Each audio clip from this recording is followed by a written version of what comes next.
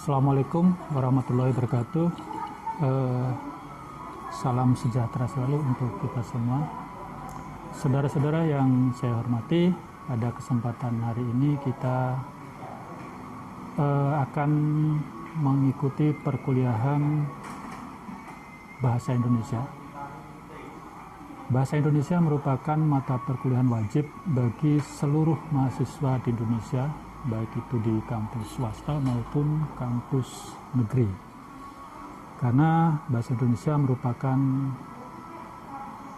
mata kuliah prasyarat bagi mata kuliah selanjutnya. Di antaranya mata kuliah dasar penulisan dan juga mata kuliah nanti sebagai tugas akhir skripsi. Dan mata kuliah Bahasa Indonesia ini berjumlah sebanyak 2 SKS bobotnya. Nanti akan ada pertemuan sebanyak paling tidak ada 14 kali pertemuan. Dan baik, pada kesempatan ini Anda akan mengikuti perkuliahan mata kuliah Bahasa Indonesia ini dengan saya, Muhammad Nasir, dosen dari Universitas Muhammadiyah Madiun. Pada kesempatan ini kita akan membahas tentang konsep bahasa dan fungsi bahasa. Sebagaimana kita ketahui sama-sama bahwa bahasa merupakan sarana komunikasi antar anggota masyarakat dalam menyampaikan ide maupun perasaan secara lisan dan juga tertulis. Jadi bahasa bukan hanya lisan tapi juga dalam berbentuk tulisan. Konsepsi bahasa tersebut menunjukkan bahwa sistem lambang atau bunyi ujaran dan lambang tulisan digunakan untuk berkomunikasi dalam masyarakat dan lingkungan akademik. Sehingga bahasa yang baik dikembangkan oleh pemakainya berdasarkan kaidah-kaidah yang tertata dalam suatu sistem. Kaidah bahasa dalam sistem tersebut bisa mencakup beberapa hal, di antaranya yang pertama ada sistem lambang. Sistem lambang yang bermakna dapat dipahami dengan baik oleh masyarakat. Jadi Anda setiap hari bisa melihat dalam kehidupan sehari-hari banyak sekali lambang-lambang menunjukkan bahwa itu merupakan bahasa, bagian dari bahasa. Kalau lambangnya berbentuk gambar, kemudian ada lambang berbentuk tulisan, itu juga penyampaian informasi yang dimaksudkan untuk berkomunikasi bagi kita. Misalnya kita kalau di jalan raya sering kita jumpai ada lambang belok kanan, ada lambang juga belok kiri, bahkan ada lambang hati-hati, atau mungkin ada lambang dalam bentuk huruf, ada tulisan P berarti parkir, atau juga P coret yang berarti tidak boleh parkir. Itu lambang-lambang dari polisi lalu lintas yang berfungsi sebagai alat komunikasi yang disampaikan pada masyarakat pengguna lalu lintas, pengguna jalan raya, bahwa lambang-lambang tersebut harus dipatuhi maupun diikuti. Lambang-lambang itu juga ada di lampu pengatur lalu lintas, ada lampu merah, lampu kuning, lampu hijau. Itu semua berfungsi mengatur tata tertib dan juga berfungsi menyampaikan ke masyarakat bahwa itu bagian dari komunikasi yang mengatur tata lalu lintas. Kemudian yang kedua, itu berdasarkan kesepakatan masyarakat pemakainya. Sistem itu bisa bersifat konvensional. Jadi kalau masyarakat tidak sepakat, biasanya tidak akan menuruti atau mengikuti lambang-lambang. Tapi pada umumnya lambang-lambang yang digunakan di sekitar kita itu sudah disepakati secara umum. Bahkan mungkin ada bahasa isyarat, mungkin mohon maaf, kadang orang menunjukkan tangan digenggam seperti ini, itu juga mengajak berkelahi, atau mungkin ada yang menunjukkan jari tengah dan sebagainya. Itu juga menandakan lambang-lambang yang bermaksud menyampaikan tujuan-tujuan tertentu. Lalu yang ketiga ada lambang sebagai huruf yang bersifat manasuka atau sepakatan pemakainya. Seperti tadi saya sampaikan, ada huruf P, ada huruf S, kemudian S yang dicoret, ataupun mungkin huruf-huruf yang lain. Dan sistem lambang yang terbatas itu biasanya lambang ini terdiri dari huruf A sampai Z, terdiri dari 26 huruf, itu mampu menghasilkan kata, bentukan kata, frasa, klausa, dan kalimat yang tidak terbatas dan sangat produktif. Jadi banyak sekali yang bisa dibentuk dari sistem lambang itu, mulai dari A, B, C, D, bisa berbentuk kata, misalnya aku, atau mungkin berbentuk frasa, anak ayam, atau klausa, dan seterusnya. Kemudian sistem lambang itu tidak sama dengan sistem lambang bahasa lain, seperti mungkin lambang bahasa Korea, bahasa Jepang, atau bahasa Cina, bahasa Arab, itu punya lambang sendiri-sendiri. Kalau kita biasanya lambangnya cenderung menggunakan lambang bahasa Latin, dari A sampai Z. Lalu sistem lambang bahasa itu dibentuk berdasarkan aturan yang bersifat universal, sehingga dapat dipahami oleh masyarakat secara umum. Jadi lambang itu sudah umum, kita tahu huruf A itu ya begitu, B itu ya bentuknya seperti itu, C juga begitu, sehingga kita jadi tahu, oh ini huruf A, ini huruf B, ini huruf C, dan seterusnya. Dan unsur dalam sistem lambang tersebut menunjukkan bahwa bahasa itu bersifat unik, khas, dan dapat dipahami oleh masyarakat. Kemudian selanjutnya kita masuk ke tentang fungsi bahasa. Fungsi bahasa yang utama dan pertama sudah terlihat dalam konsumsi bahasa tadi, yaitu fungsi komunikasi dalam bahasa perilaku bagi semua bahasa maupun bangsa dimanapun.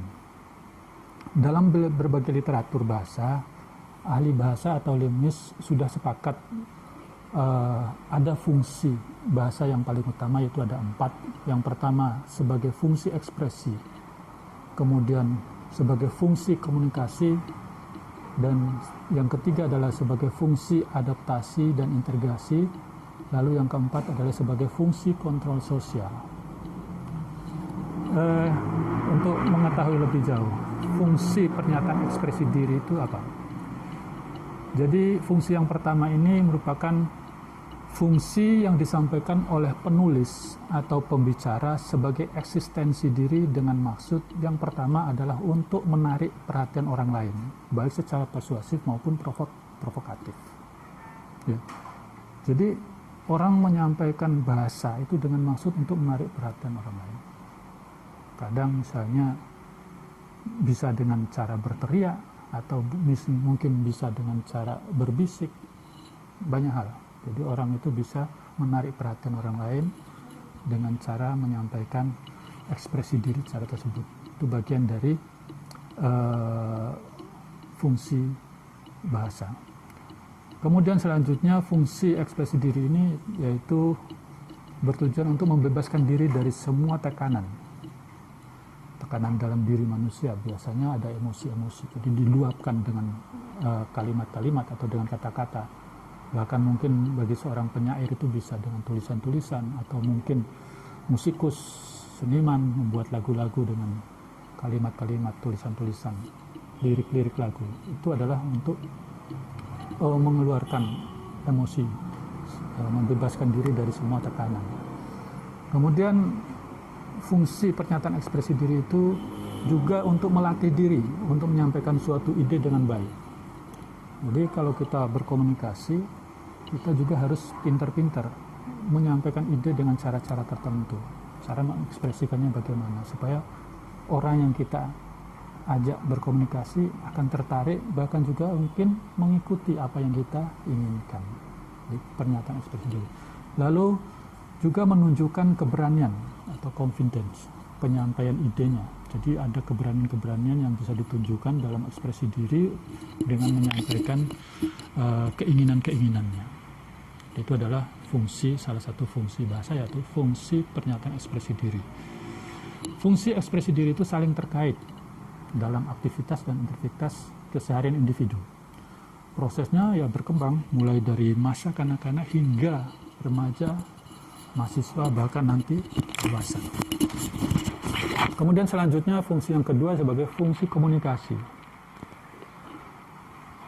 Fungsi ini maksudnya adalah komunikasi tidak akan terwujud tanpa dimulai dengan ekspresi diri. Jadi awalnya itu ada ekspresi diri, fungsinya. Kemudian selanjutnya adalah fungsi komunikasi.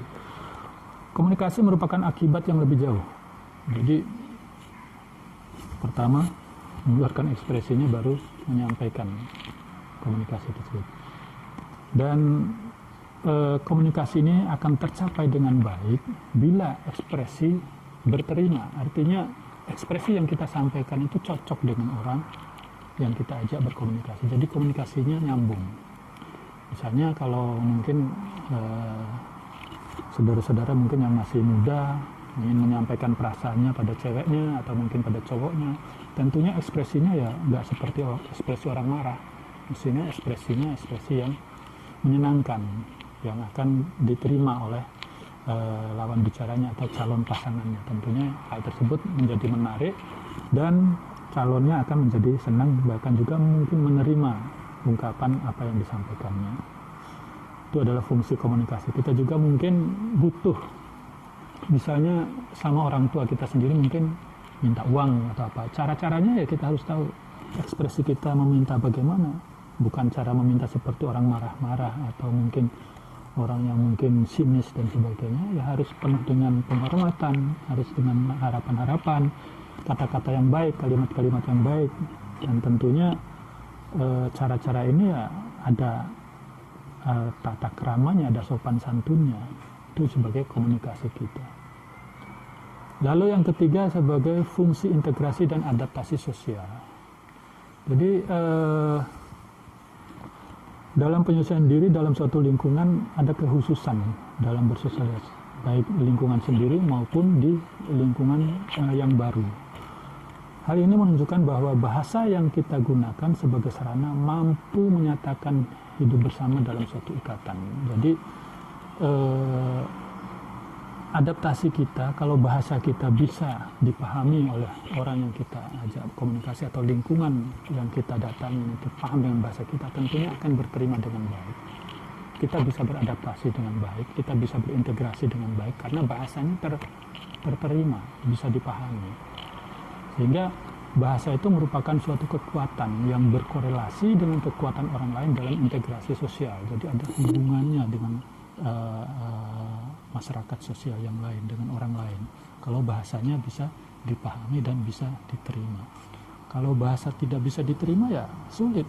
Makanya dalam suatu waktu mungkin kita masuk ke daerah tertentu yang belum kita pahami bahasanya, ya kita harus mendengarkan dulu, mencerna dulu, memahami pelan-pelan dulu apa yang disampaikan, sehingga kita paham bahasanya, paham ucapannya, dan suatu waktu kita menjadi orang yang memahami dan bisa menyampaikan bahasa tersebut dengan baik di tengah masyarakat yang baru tersebut. Sehingga kita pasti akan diterima dengan baik pula, karena kita sudah bisa menyampaikan bahasa sesuai dengan bahasa mereka. Jadi kita menjadi bagian dari masyarakat itu. Kita bisa membaur.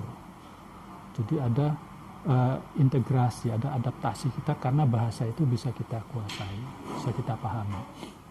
Lalu yang terakhir adalah fungsi kontrol sosial. Fungsi kontrol sosial ini bermaksud mempengaruhi perilaku dan tindakan orang dalam masyarakat, sehingga seseorang itu terlibat dalam komunikasi dan dapat saling memahami. Perilaku dan tindakan itu berkembang ke arah positif dalam masyarakat. Hal positif itu terlihat melalui kontribusi dan masukan yang positif. Bahkan kritikan yang tajam dapat diterima dengan baik, dengan hati lapang jika kata-kata dan sikap baik memberikan kesan yang tulus tanpa prasangka. Jadi ini adalah fungsi kontrol sosial. Dengan kontrol sosial, masyarakat mempunyai relasi dengan proses sosial suatu masyarakat seperti keahlian berbicara, kemudian penulis tradisi atau budaya, mengidentifikasi diri dan penanam rasa keterlibatan atau sense of belonging pada masyarakat bahasanya. Jadi ada 4 fungsi utama dari bahasa yang saya sampaikan tadi, yaitu yang pertama adalah fungsi pernyataan ekspresi diri, fungsi komunikasi, fungsi integrasi dan adaptasi sosial, dan yang terakhir adalah fungsi kontrol sosial. Dari sekian banyak fungsi itu ada beberapa hal yang harus kita pahami juga, bahwa bahasa Indonesia berkedudukan sebagai bahasa nasional. Kemudian bahasa Indonesia juga merupakan atau diidentifikasikan menjadi bahasa persatuan. Ya, ada bahasa persatuan, ada bahasa nasional, ada bahasa negara, dan juga ada bahasa standar atau bahasa baku. Keempat-empat itu mempunyai fungsi masing-masing. Yang pertama, sebagai bahasa persatuan. Kenapa dikatakan sebagai bahasa persatuan? Karena bahasa Indonesia berfungsi sebagai pemersatu suku bangsa, yaitu pemersatu agama, pemersatu ras, ataupun golongan. Bisa menjadi pemersatu masyarakat Indonesia mulai dari Sabang sampai Merauke. Semuanya memahami bahasa Indonesia, dan itu mengikat kita semua menjadi bangsa Indonesia, bahasa persatuan. Kita misalnya orang Jawa datang ke Papua, kita menggunakan bahasa Indonesia, saya yakin akan diterima. Kita datang ke Kalimantan, kita menggunakan bahasa Indonesia, kita yakin akan diterima, karena kita merupakan pemilik bahasa persatuan, bahasa yang menyatukan seluruh bangsa Indonesia, suku, agama, ras, atau golongan. Itu sebagai bahasa persatuan. Dan bahasa persatuan ini sudah dicanangkan sejak tanggal 28 Oktober tahun 1928. Sejak Sumpah Pemuda. Lalu fungsi bahasa selanjutnya adalah sebagai fungsi bahasa nasional. Fungsi sebagai bahasa nasional ini merupakan fungsi jati diri bangsa Indonesia. Fungsi ini sebagai jati diri atau ciri atau tanda pada waktu kita berkomunikasi dengan dunia luar. Fungsi ini bisa dirinci atas beberapa bagian. Di antaranya yang pertama, fungsi sebagai lambang kebanggaan bangsa Indonesia. Tidak semua bangsa di dunia ini memiliki bahasa sendiri-sendiri. Kebanyakan bahasa di dunia ini karena dijajah oleh bangsa-bangsa besar pada waktu itu, sekarang bahasanya menjadi tidak lagi menjadi bahasa aslinya. Seperti bangsa-bangsa yang dijajah oleh Inggris, ya bahasanya kebanyakan bahasa Inggris. Bangsa-bangsa yang dijajah oleh Portugis juga kebanyakan bahasa Portugis. Indonesia walaupun dijajah, tapi kita masih punya kebanggaan bahwa kita tetap memiliki bahasa Indonesia sebagai bahasa nasional. Bahasa yang dibanggakan di seluruh dunia, dimanapun berada. Bahkan di PBB, di forum internasional, Presiden pun berhak menyampaikan pidato di sana dengan menggunakan bahasa Indonesia. Tidak perlu menggunakan bahasa Inggris. Karena kita memiliki bahasa sendiri, bahasa kebanggaan, bahasa nasional. Kemudian fungsi identitas nasional di mata Indonesia, yaitu tadi identitasnya. Kita mungkin di luar negeri ketemu dengan siapa, ngobrol, kita sampaikan, oh ternyata bahasa Indonesia begini. Ya, itu adalah identitas kita. Ada yang khas. Kemudian fungsi bahasa nasional sebagai sarana hubungan antar warga, antar daerah, dan antar budaya. Hampir sama tadi dengan bahasa persatuan ke fungsi ini. Tapi antar warga, antar daerah, antar budaya. Jadi antar. Lalu sebagai fungsi pemersatu lapisan masyarakat, sosial, budaya, suku, bangsa, dan bahasa. Itu adalah bahasa nasional. Fungsi sebagai jati diri bangsa. Lalu fungsi selanjutnya adalah fungsi bahasa negara. Fungsi sebagai bahasa negara adalah yang digunakan dalam administrasi tata negara untuk berbagai aktivitas. Ya, mungkin dari tingkatan yang paling rendah bisa jadi mulai dari tingkatan RT. Ada administrasinya, kita menggunakan bahasa Indonesia secara resmi. Mungkin surat pengantar RT, ya, pengantar RW, sampai tingkat kecamatan, tingkat kelurahan, tingkat kecamatan, sampai yang tertinggi di pemerintah pusat. Itu sebagai administrasi kenegaraan. Administrasi resmi.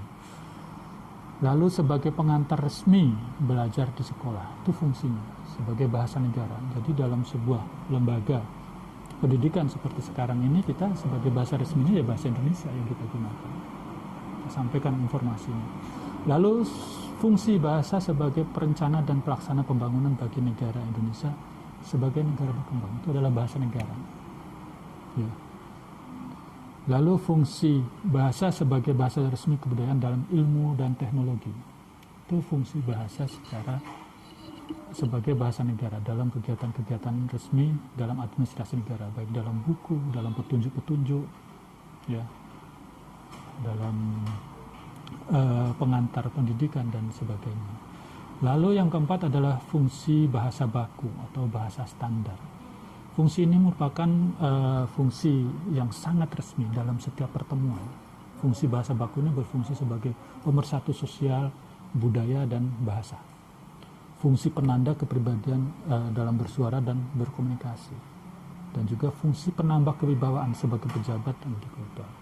Coba bayangkan kalau misalnya seorang presiden di tingkat nasional berbicara hanya menggunakan bahasa Jawa, tidak menggunakan bahasa baku, bahasa Indonesia, akan jadi lucu. Dan tentunya akan banyak, mungkin nanti akan banyak, kalau bahasa sekarang bullying, akan diejek atau semacam. Makanya sebagai penambah kewibawaan, sebagai pejabat ataupun intelektual. Kemudian fungsi penanda acuan ilmiah dan penulisan ilmiah, itu adalah fungsi bahasa baku. Jadi dalam penulisan-penulisan ilmiah, baik itu dalam laporan-laporan, mungkin kalian mendapat tugas ya menggunakan bahasa Indonesia baku. Ada aturan-aturannya. Ada, kalau dulu mungkin ejaan yang disempurnakan, kalau sekarang ada namanya PUEBI, Pedoman Umum Ejaan Bahasa Indonesia. Itu singkatannya PUEBI. Itu yang mengganti ejaan bahasa Indonesia yang disempurnakan. Nanti kalian bisa browsing sendiri. Banyak hal sebenarnya akan kita bahas, tapi karena sifatnya daring, nanti kalau ada apa-apa, ada pertanyaan, mungkin ada masukan, silakan, karena di sini sifatnya kita belajar bersama-sama. Mudah-mudahan apa yang saya sampaikan ini bisa bermanfaat dan membuka wawasan bagi saudara-saudara semuanya, hingga bisa menambah sebagai hasanah keilmuannya dan nanti suatu saat berfungsi sebagai pegangan dalam melakukan tindakan-tindakan yang terkait dengan komunikasi maupun bahasa. Baik, demikian kuliah dari saya pada pertemuan pertama kali ini. Terima kasih. Wassalamualaikum warahmatullahi wabarakatuh.